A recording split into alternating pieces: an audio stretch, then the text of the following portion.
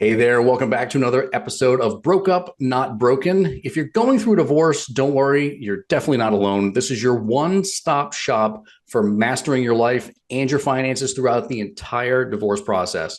In today's episode, we're talking with Larry Bilotta. After enduring 27 years in a loveless marriage, Larry discovered a breakthrough that changed his life and transformed his relationship. Larry has helped tens of thousands of people save their sanity, their marriages, and regain control over their own lives and mindset.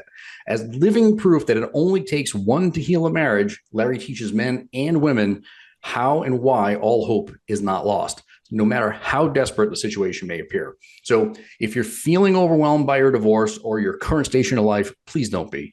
Larry is here to help us break it down so you can feel confident and prepared by creating a clear picture of not only your financial situation, but how you can tackle the personal challenges that you might be facing along the way. So grab a cup of coffee or your beverage of choice, buckle up, and let's once again get you personally and financially empowered.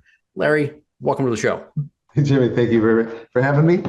So you do a lot of work in the space of like self-help and so on. And in the work that you do, you reference this chaos kid phenomenon. So introduce yourself briefly here, and then help us understand what this chaos kid phenomenon is and how some of our listeners may be experiencing it without even understanding that they are. So what a chaos kid is a child who was raised in a home where the mother and father delivered abandonment, abuse, or neglect, physical or emotional or both. Okay, so what we have is a scale. 10, 9, 8 is the purpose side of the scale. And if you're a 10, 9, or 8, that has something to do with your parents' relationship. So if you're an 8, that's because they didn't quite see eye to eye. If you're a 10, they did see eye to eye. And so that's a very happy home, 10, 9, 8. Then 7, 6, 5, that's the twilight zone. The twilight zone is where you're raised, where they really don't raise you because they don't talk to you. That's why you're in the twilight zone. You have to kind of raise yourself. Then chaos begins at 5 and goes down to 0. And that's where abandonment, abuse, and neglect is. And so most of the people I talk to are not physically abandoned, physically abused, and physically neglected. They're emotionally abandoned. They're emotionally abused, emotionally neglected. And so that's really where abandonment, abuse, and neglect is. And so when you're emotionally, those things are given to you emotionally, you're considered to be a chaos kid. And when you're a chaos kid, you're actually raised in a place where you get your values from a chaotic place. And what the reason values are so important and the location on the scale is your values come from the people who raise you. And so what are values? This is the way we finish our food. This is the way we keep our promises. This is the way we do what we say we're going to do. All those are values, and we've got maybe 1,000 of them. And they're all in the subconscious mind. They're all packed away nice and neat in the subconscious. But if those values are chaotic, if this is the situation that we lie when we have to, we divorce when we have to, we quit when we have to, whatever's easiest, that's a value. And if you marry a chaos kid, you're marrying a person who's carrying chaos. And so now if you have values that are a 9 or a 10, and you marry somebody on the scale who's a 3 or 4 or a 2 or a 1, you're marrying chaos. And so what happens is chaos, this is really a strange situation, is that when you meet a guy, and I'm assuming that most of your listeners are women, when you meet a guy, he doesn't show you his chaos. He doesn't display it in any way. What he shows you is his charisma. What he shows you is his likability. That's what he shows you. And so now you've got like, oh man, this is what I'm actually going to marry. No, it's not. And why is that? Because you didn't ask about the home he was raised in. And even if you asked about the home he was raised in, you didn't ask what happened in that home. Where is he on the scale? And so was he abandoned? Was he abused? Was he neglected? Because that's going to come for me in my marriage to him in 10, 15, whatever years. So when somebody is in this chaotic thing, and if we talk about financially, chaos kids don't manage money very well. And so that happens, like Jamie, your kind of thing is when they step into the money realm, a woman marries a man who's chaotic with money. Well, it's going to be on her doorstep, just like right now. And she might resist it in the beginning because, I've actually talked to a lot of women who are stay-at-home moms. They give up their career, they dedicate themselves to their children, and they don't dig into the details of his life. And so when they do that, now they're left holding the financial bag, and the financial bag is a chaos pile. And that's because he's a chaotic guy. And he's a chaotic guy because he's a chaos kid. And she just didn't know when she married him. And so that's what happens. So how do you address those in your coaching? How do you address those financial strains, right? So, and this is fascinating to me. I never heard of this concept. This is absolutely incredible. And I can see where opposites in this case don't necessarily, they attract, but not for all the right reasons. And so sticking with your comments about the money piece of this, what are some things that, and you're right, 99% of the people we work with are women. That's not because, we choose that. That's the only, our only choice. That's by our choice. But in many ways, it's because, frankly, women are a lot smarter when it comes to this stuff. At least they're the ones that reach out for the help. So what are some of the things they can do to manage that financial strain? So if we think about one of the basic differences of men and women is men are risk takers. They can be risk takers. They can handle more risk. They can handle more of a gamble, whereas women are more security oriented. They can handle much less of a gamble. And so that's one of the things that happens with chaos kids. They take chances. They take risk. And if they've got a father who is an entrepreneur, they take a lot more risk. And if they don't make good decisions, if they don't have good character, then that stuff backfires on them, and then financial piles to the family. And so now it's on her doorstep all of a sudden. But the question becomes, like, if I married a chaos kid, like, is that like a mistake on my part? Well, why would it be a mistake when all he sold you was his charisma? It wouldn't be a mistake. You'd fall in love with his charisma, because chaos kids typically are very charismatic people. They're very likable. They're very charming. That's a word that's used to describe them. But once the chaos comes, now you're dealing with somebody who's completely different. And so women are very distraught when the personality changes, when the personality is dramatically changed. And so when women are in a financial mess, I like to say a smart lawyer is your best friend. Now, why do I say that? Because when you're dealing with a chaos kid and you're not in a place where you really can get into the whole energy thing that I deal with, but you're really kind of in a very physical world. And now you have to deal with a chaos kid, and you got to deal with a guy you cannot trust. Now, what are you going to do? Well, a good lawyer is your best friend, because a good lawyer is what you do. You put the court system between you and the chaos kid, because the chaos kid is too chaotic to do anything you can trust and rely on.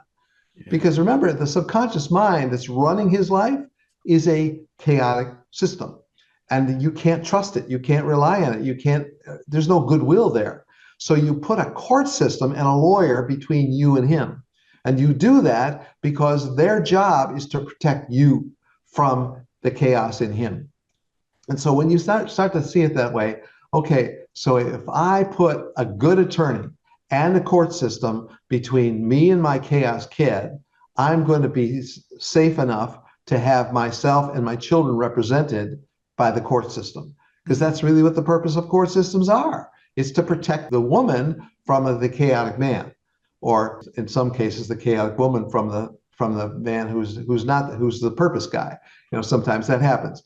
So I want to explain the scale. The scale I've been doing this for 15 years. I've been using the scale. And what I do is I explain the scale, and then I ask to locate where he and she are.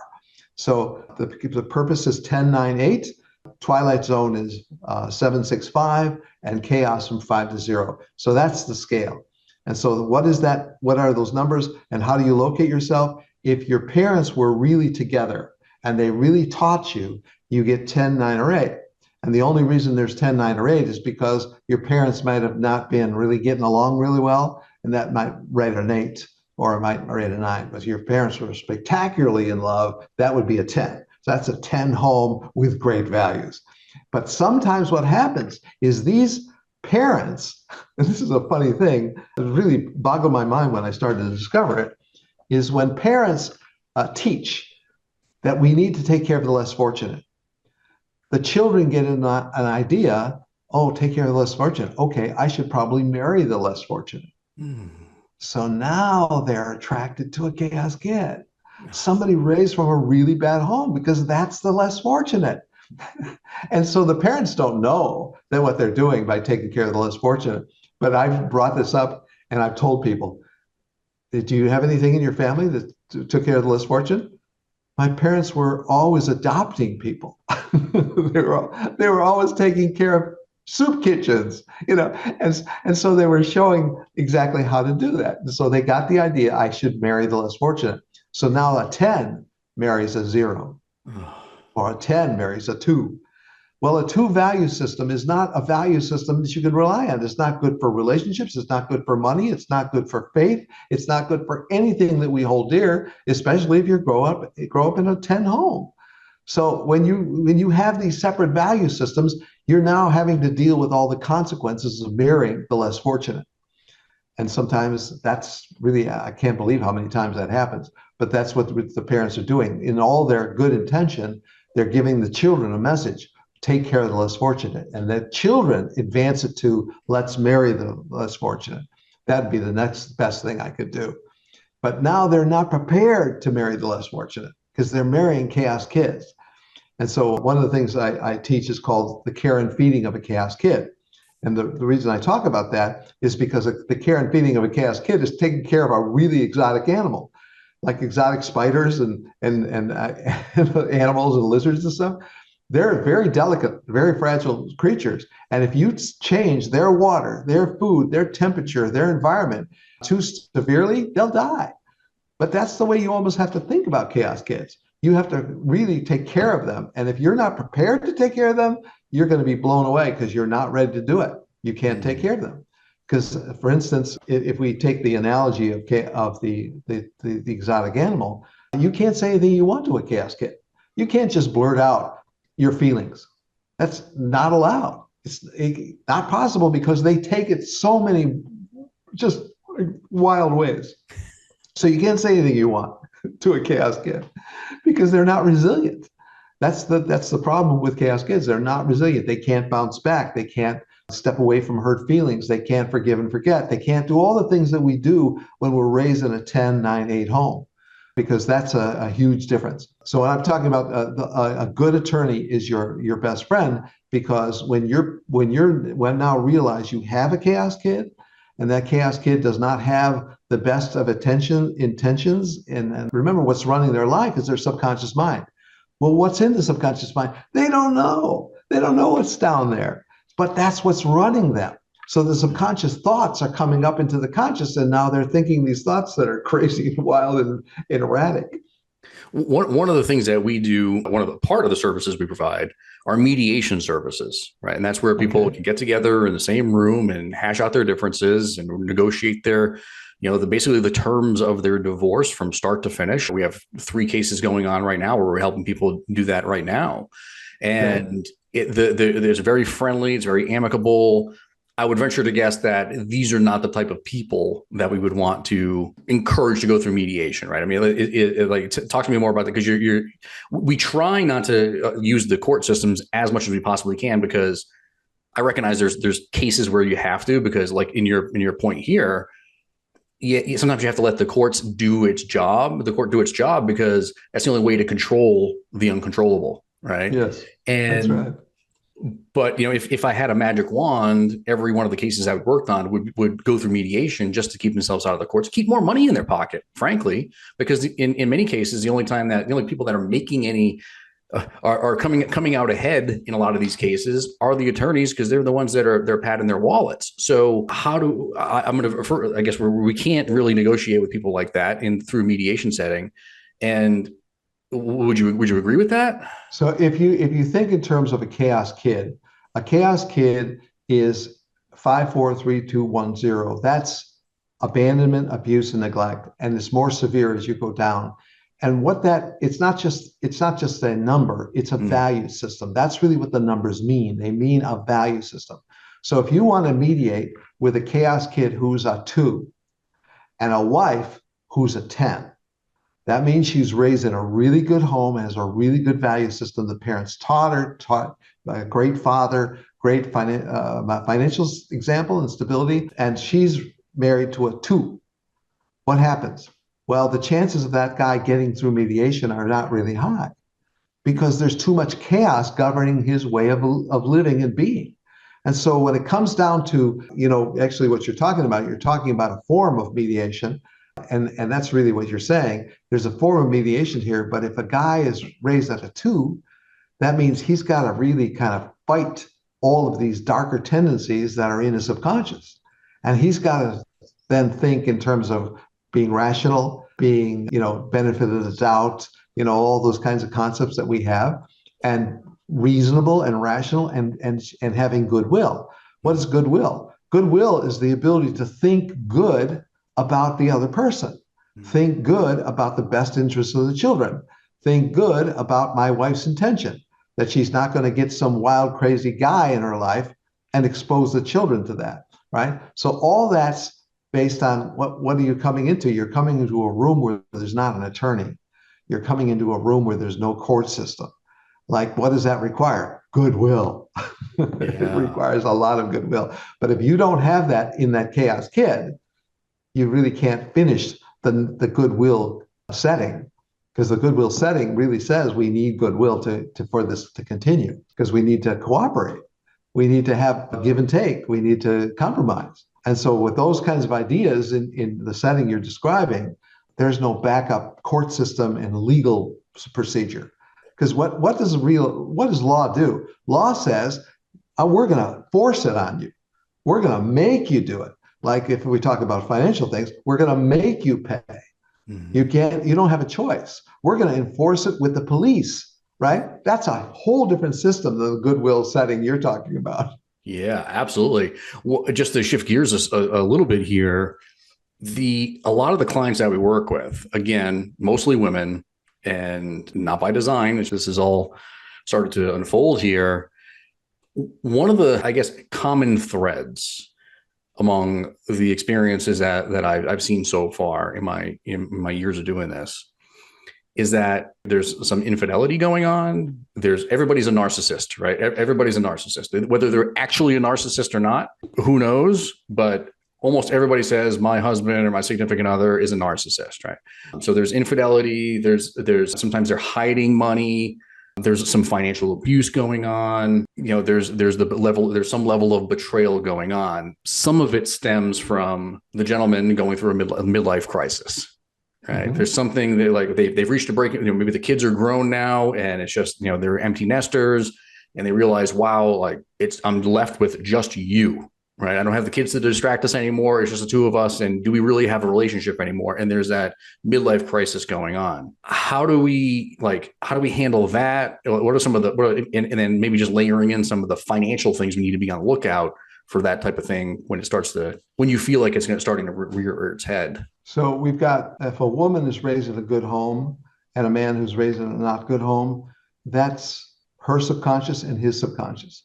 Mm. And now we've got two subconscious locations that are very different. So all those things you rattled off, infidelity and betrayal and all those kinds of things. What are those? Those are all attempts of a man to be loved.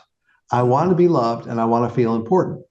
And one of the things as I talk to women, that becomes one of the last things they learn. The last thing they learn is that he needs to feel loved and he doesn't know how. And so what are affairs? Affairs are, I met some woman and she loved me and she kept on acting it out and I kept loving to get more of it. And so that's what the affair was about. And so the woman is surprised. I've talked to these women that are shocked and surprised because they didn't know that they were even supposed to do this. Then there's the women who pour themselves into their children as their life emotionally. They literally get all their emotional reward from their children. And now there's nothing left for the guy she married. Mm-hmm. Because if you look at her childhood, the instructions are installed in her subconscious mind to tune out the guy and to make her children be her priority. It's all built in the beginning. And so that's transferred over from the mother to the daughter. And now the daughter has it. And now she tunes out the guy and makes her children the priority. But there's all kinds of versions that people can do when they're in marriages. But the thing that you want to look at in your childhood, you ask, did my mother and father show me how to have a relationship of kindness and goodwill? Did we learn that? Did we see it? Did we feel it? Because if we don't have kindness and goodwill in the model of what we saw, like my mother my father left, and then she had boyfriends. If that's the story, where's kindness and goodwill? There's no kindness and no goodwill. So in her, so there's no expectation that she's going to get kindness and goodwill from him. And so now there's a lot of bad will. There's now a lot of resentment. There's a lot of hurt, and there's a lot of anguish and blame and cheating and all this stuff is there. Well, how do you have a goodwill relationship where you can mediate? Like, whoa, geez, I've always thought this, Jamie, mediation is always positioned as not legal. And because its position is not legal, it doesn't have legal power. And that can't make anybody do anything. And so what do you got if you've got mediation and no legal power to do anything? Yeah. Well, now you've got relying on people's goodwill and kindness as the way they gravitate to running the relationship. How's it going to go? Well, there have been some couples that just kind of fall out of love together at the same time. Not many of them, but there are some people who just fall out of love, and they kind of like agree, we're going to agree to disagree, and then they can actually cooperate in a divorce like you're talking about, where they can do all kinds of things like settling assets and custody in a very good way. And how many people do we know where the kids are living in two houses as a way of life? It's just very common, right? And if they all figured it out, why can't we figure it out, right? So when your significant other decides that they want to drop the dreaded D word and tell you, I love you, but I'm not in love with you anymore, right? I've heard that one before. We've all seen that movie before. And it's you drop the dreaded D word, I want a divorce. What then? So now you've got to decide, do I have a chaos kid and am I a purpose kid? And I think that's one of the first questions that you have to ask yourself. And so how do you locate yourself on the scale? 10, 9, 8, I'm a purpose home. 7, 6, 5, a twilight zone. That means I raise myself. They don't really talk to me to teach me. And then I'm going to abandonment, abuse, neglect, 5 down to 0. And if I locate where I am, then I can get a sense that, wow, he's a 2. Wow, I'm an 8. Like, what's an 8 and a 2 got in common? Very little. There's very little in common. So since we got so little in common, now the question is, do I love him? That's really her question. Her question is, do I love him? Because that infers I want to save him from something he can't even control. He can't control chaos. And she can't control it, not by behavior or force, right? So she's got to decide, am I willing to stay with this guy in his condition? Because it's like a mentally ill person, a person who's in a mental institution. Like, what do? You can't talk to them. You can't have a relationship with them. They're in a really bad state, and you can't humanly talk to them. And so once you realize, and that's going to actually increase the resolve that the woman has. Her resolve is, I'm an 8, he's a 2. How long can I live between an 8 and a 2? Because I love my values. He loves his chaotic values, and we're not going to really give up on them. We're not going to give them up, and we're not going to change them. So now I've got to decide, can I live with this separation? Can I live with all that's required? Because I made a mistake. I married the wrong guy. Why is he the wrong guy? Because he's a different value system guy. He's a 2 and I'm an 8. And I, by the way, I've been doing this for 15 years, and never have I said to anybody, or as anybody has said to me, I'm a 9 and I'm married to a 9. I've never heard it, not one time. In 15 years, thousands of interviews, never heard I'm a 9 married to a 9, never one time. I am not surprised that we definitely tend to marry polar opposites, don't we?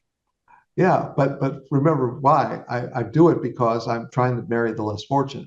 Like, I should take care of the less fortunate, which is what I was taught to do. Take care of the less fortunate. Yeah. But this allows a woman to really make a decision. Can I really live without this guy I love? I see a guy in there. I can see him. I think I could just get him out, right? And that's what they believe. I can just get him out. I can just extract the man I see. But he's being held by chaos.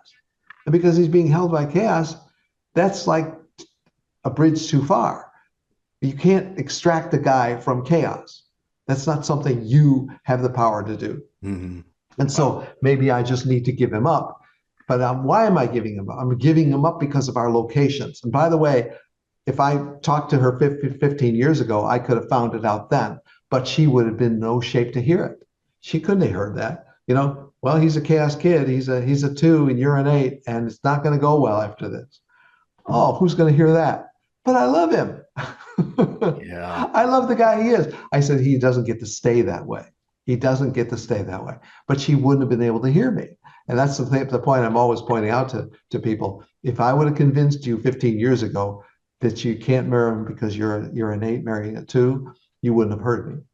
Mm. So now if you couldn't hear me then, you can't hear me now, then you got to make a decision. This guy is not a guy you can save. He's a guy you love, but he's not a guy you can save. And that's really kind of what has to happen to a woman who's married to a chaos kid. He's a guy I love, but a guy I can't save. And once a woman gets that idea, she can start to realize, I can't save him, but I love him. And I don't have the ability and the skills to save a guy who's born in that home. It's incredible. So carte blanche here. We covered a lot. I feel like we've covered a lot of different topics, and there's a lot of amazing nuggets of information here for our listeners to absorb and try to impart in their lives themselves, especially if they are dealing with a chaos kid and struggling with the challenges and the stress of divorce at the same time. So are there any questions? Like, is there anything that carte blanche here? Anything I should know? Anything our listeners should know? Final tidbits that you want to leave us with? If you talk about women who marry chaos kids have a lot of guilt. And they have a lot of guilt about the relationship that happened in all the wrong ways. But I want them to not feel so bad. And the reason I want them to not feel so bad is because they can't conduct this separation of these value systems if they're feeling guilty. They can't be free to do anything if they're feeling guilty, because they're always feeling like they need to be punished, because guilt requires punishment. And so that doesn't help you. So what you want to do is you want to free yourself from the guilt of knowing, why did I marry this guy? I married him because he was a guy who presented himself as two guys. Two guys. Okay, and I fell in love with the one guy, but not the other guy. The other guy was the chaotic guy that was buried in the basement and you couldn't see him. So that's not your fault that you didn't know that the guy was down there. This other guy was down there and you didn't know it.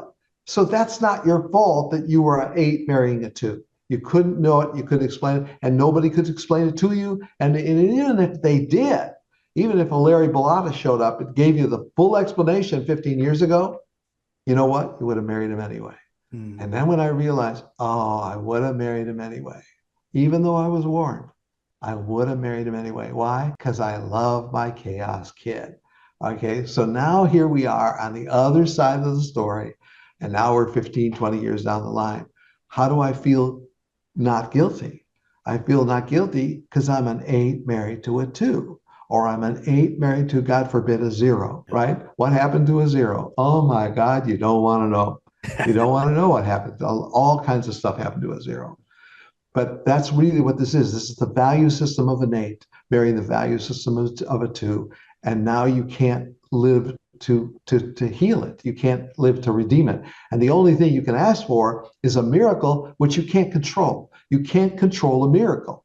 You can't ask for miracles every day. I need a miracle. I need my husband to be saved. Pray and pray and pray and pray. Well, if you believe you can pray and pray and pray and pray, and you're going to get your miracle if you never give up, if that's what you believe, then you got to stay on that train and don't get off, right? But if you have any doubt, if you have doubts that miracles are going to save you and save this man, then that's not going to take you all the way. And so now it's a thing of like, I've got to help the kids part from their mom and dad story, because the mom and dad story is, I was an 8 married to a 2, and that's separate value systems, complete separate value systems. What happens in split up families?